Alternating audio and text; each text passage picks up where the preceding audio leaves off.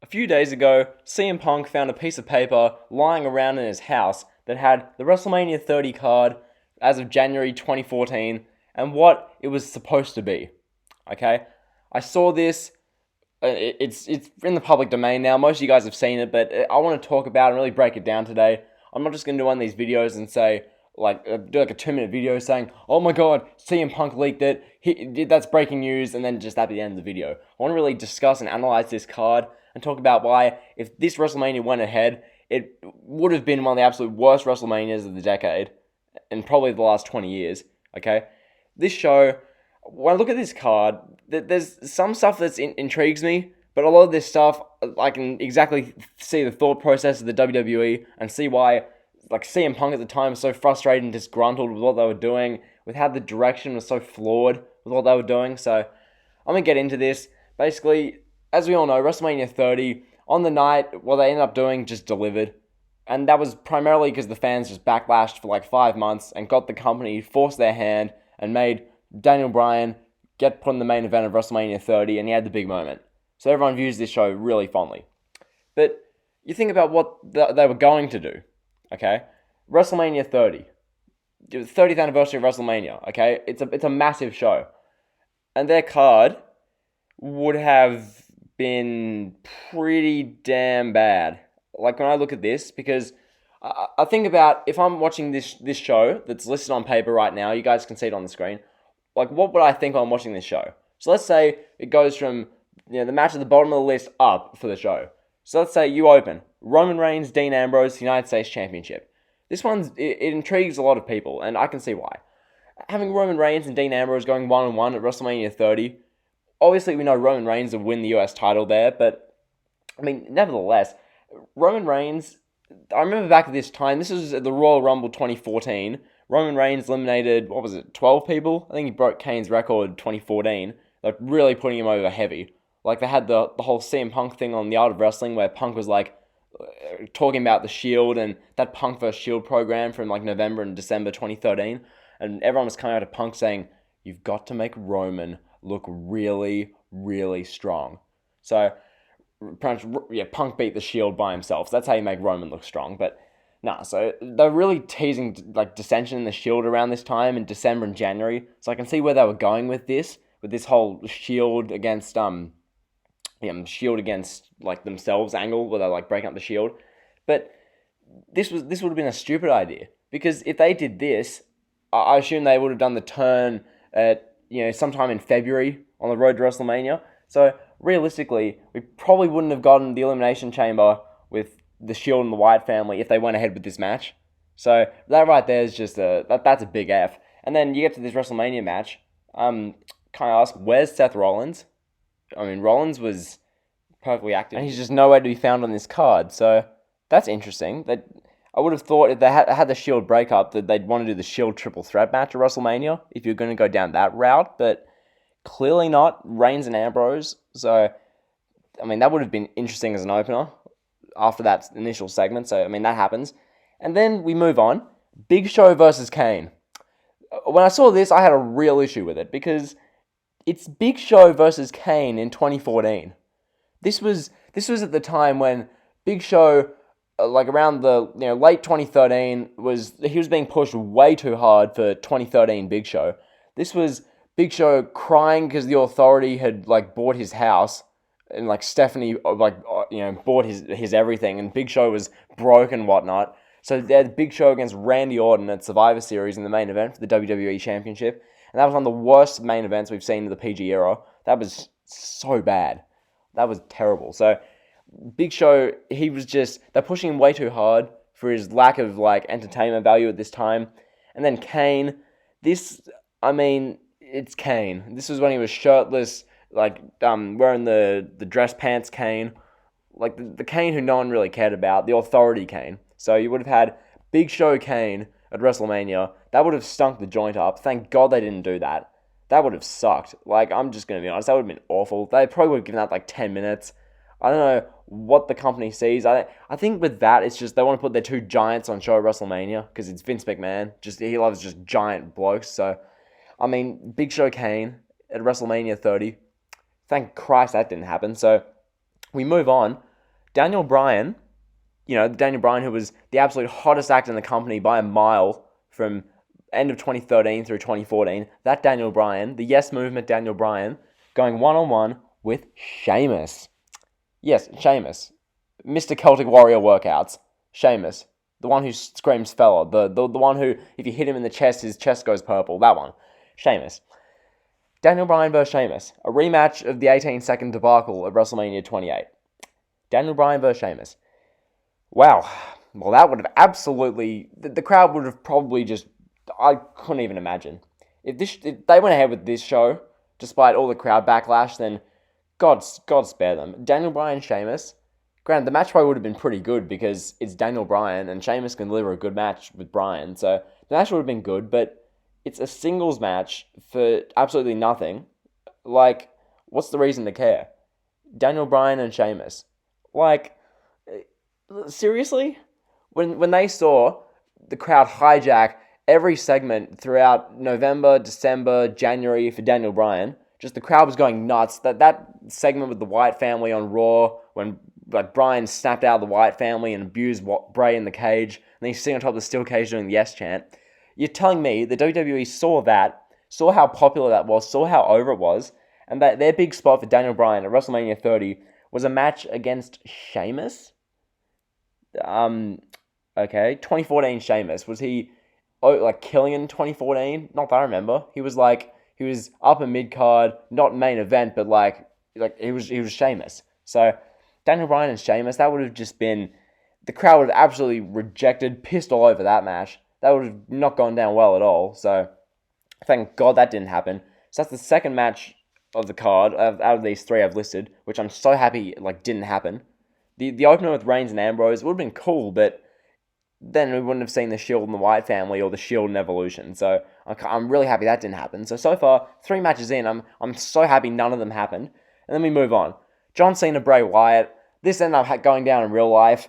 Honestly, I could rant about it, but then again, they could use this as a catalyst for the John Cena and The Fiend at WrestleMania 36, which is what I hope they do. If they were smart, they'd do that, because the thing with The Fiend at the moment, he's avenging all of his past defeats and all of his former losses against his opponents. So having Bray Wyatt beat John Cena at WrestleMania 36 would be great. Cena, he wants a high-profile WrestleMania spot. This would be perfect for him. This match at WrestleMania 30, it got heavily rejected at the time, which, I guess fair enough. I can understand why Cena won. It's WrestleMania 30. It's John Cena. He's going to win. But was it the best spot for either man? Cena against Bray Wyatt? Personally, if you watched my WrestleMania main events video and WrestleMania 30 video, you'd know that I'd have Cena take on The Undertaker at WrestleMania 30, and the streak wouldn't have been broken. So that's what I would have done. Cena, Wyatt, whatever. My only issue with this is that they had Wyatt, then I think he won after a heap of BS and interference at Extreme Rules in a steel cage match, and then they did the match at Payback, I believe, and then Cena literally AA'd Wyatt through a crate, and then chucked tables and filth, all this filth on him, and then Wyatt literally got buried. Physically, Wyatt got buried. So, whatever, Cena, Wyatt. Then they have Undertaker versus Brock Lesnar. They did this in real life. The match itself was a disaster. People look back and forget about the match and just think, the streak got broken, which, yes, most shocking moment in the 2010s right there, the streak being broken, but at the same time, it's Undertaker, Brock. More than likely, this match would have been the exact same here in real life. Well, that's a stupid statement. The match was what it was. It was 25 minutes. Undertaker got concussed 4 minutes in. So the match was just poor in quality. Having the streak get broken here, I guess that's the main reason people remember WrestleMania 30 outside of Daniel Bryan. So it was a big moment. I guess if you're going to keep the card remotely similar, you'd have Undertaker, Brock Lesnar stay with the streak being broken because of the big moment. But this match could have been 10 minutes less. Having it booked so far out in advance, that makes sense. It's Vince McMahon, Undertaker, Brock. I guess I'm fine with it in hindsight. Just the match quality on the night was not very good.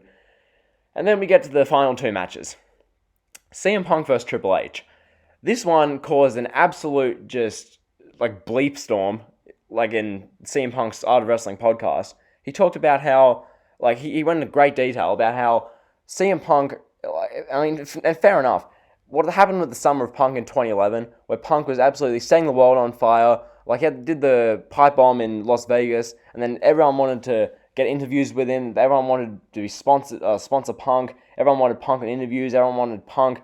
So, and then the company, the office, management, took that and proceeded to literally just almost bury CM Punk during the Summer of Punk. I don't know how or why they did that. Like, after Money in the Bank, which was best WWE pay-per-view of the 2010s, after that incredible moment of Money in the Bank, from there, they completely botched the Summer of Punk angle, had Punk, he went away and then came back 8 days later after Money in the Bank. The Cult of Personality song that fit him, I was happy with that. The stuff at SummerSlam was Then they did the Triple H angle where they had him and Triple H feud with Kevin Nash just there for some reason. And Punk ended up losing clean to Triple H at Night of Champions, which Punk talked about a lot in the Art of Wrestling interview. Talked about how he seriously resented Triple H. And that was one of the things he said in his meeting with Vince McMahon in the Cleveland Raw after the Royal Rumble 2014 when Punk officially left. Pretty much, the thing was he seriously resented Triple H for beating him then when Triple H didn't need that win. Triple H came out of retirement, basically. Like, Triple H was a part-timer who didn't wrestle for 6 months before that Night of Champions match. Triple H essentially came out of semi-retirement just to beat Punk and go back into retirement. So, from that angle, I can see why Punk resents Triple H. But yeah, on the whole, Punk Triple H here. Punk would have won the match. Would it have been match of the night? Yes, in comparison to all these other matches, because granted, Daniel Bryan and Sheamus have got 15 minutes to be really good, but compared to everything else in this show, Punk and Triple H, that would be 4.5 star match easy. It'd be the same situation as WrestleMania 29 with what they did with Rock and Cena main eventing, but yet Punk's match on the co-main event was better. That's exactly what would have happened here. I think WrestleMania 30, having this show structure, it just would have been an identical recap of 29. And as they talked about in the podcast as well, Vince McMahon and all the executives in WWE management and Gorilla, they were talking about how Punk should have been so proud of that Undertaker match, how that should have main evented the show, and how much they pissed Punk off because he's going into the show, he knew that would be the best match, and pretty much everyone with a brain knew that was going to be the best match, that they were going to blow Rock and Cena and Brock and Triple H out of the water at WrestleMania 29. That didn't end up happening, so Punk was pissed off about that. And so the WWE, being the geniuses they are, proceeded to essentially book the same thing this year for WrestleMania 30, which is just absolutely ridiculous. So that's just WWE being WWE, really. So that's what they did there. Punk Triple H, the match would have been really good, but Punk didn't need to have that match. The WrestleMania 30 main event, it so obviously should have been Punk versus Bryan for the WWE Championship. And then Bryan goes over and gets this big moment. The company, if they had half a brain, would have booked that. And guys, I just implore you, watch that WrestleMania 30, how they should have booked video. It's a bit old in my channel now. It's 2.5, 3 weeks old, but definitely recommend that video. It's a great watch. I was really happy with the boy putting that video. And then we got the main event. We knew this was happening since January. Batista versus Randy Orton for the WWE World Heavyweight Championship. This was just nonsensical. I could rant, I could rave, but at the end of the day, the fact of the matter is it just didn't make any sense. Batista coming back, which Batista even said himself, it was he shouldn't have been a face. Why was Batista a face against heel Randy Orton when you had Daniel Bryan, the biggest babyface since Punk in 2011 or even since Austin in the Attitude Era? You had that Daniel Bryan just shoved away in the undercard against Sheamus, but you had the main event with Batista and Randy Orton. That match would have absolutely bombed in the main event. Thank God they changed it. Thank God Punk. In my opinion, what it took with Daniel Bryan, honestly, I don't think as of January, when they printed out this piece of paper that's been on the screen all video, when they had this up, I honestly don't think they had any plans to put Daniel Bryan in this main event. My God honest opinion, I thought it took that CM Punk in Cleveland literally yelling at Vince McMahon and Triple H that they're clueless idiots for not even realizing this is Daniel Bryan's year, the same way it was Punk's year for the last few years. Punk yelling at those two, very powerful people in this company, that they're just completely nonsensical for not seeing that it was Daniel Bryan's year, and it wasn't Batista, Randy Orton. And as Punk said, he talked to Batista himself. Batista knew this wasn't the time. Him as a babyface didn't make any sense. So they went ahead and booked Batista, Randy Orton.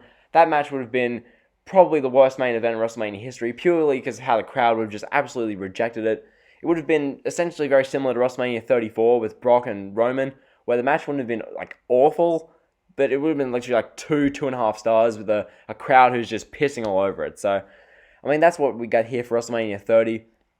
In summary, thank God they didn't end up going through with this. This would have been so WWE, so just brainless with their booking. Like, I can understand some of the stuff they were going for here. Like, I understand with the Roman Reigns and Ambrose stuff, if they were going to break up the Shield around Elimination Chamber time. But thank God that didn't happen. That turned out for the better. Big Show Kane. Like, are you serious? WrestleMania 30, Big Show versus Kane. And they didn't have the Andre the Giant Memorial Battle Royal listed down here. Like, that's another thing. But Bryan, Sheamus, just spammy. Cena, Wyatt, they went ahead with that. Whatever. Didn't love that. Undertaker, Brock. Match went 8 minutes too long. The ending was great, though. And then Punk, Triple H. That would have been a repeat of 29 with Punk and Taker. Would have stolen the show, but there's no need for it. Like, Punk could have done other stuff on that show. Taker and Triple H, they didn't need Punk that year. And then Batista, Orton in the main event. What more is there to say, really? It's Batista, Randy Orton. Is that the best they've got? Is that the best they've got in this company? Pathetic. Pathetic. So, that's the sheet of paper Punk found in his attic or his basement or wherever. Made for a good little video, so shout out to Punk. Hope he goes on WWE backstage very soon and just craps on this wedding between Rusev, Lana, and Bob Lashley. Rusev. The wedding with Lana and Lashley, and then Rusev's interference with Liv Morgan. Anyway, end of the video. Thank you guys for watching. Be sure to like, comment, sub if you haven't already. Thanks. See ya.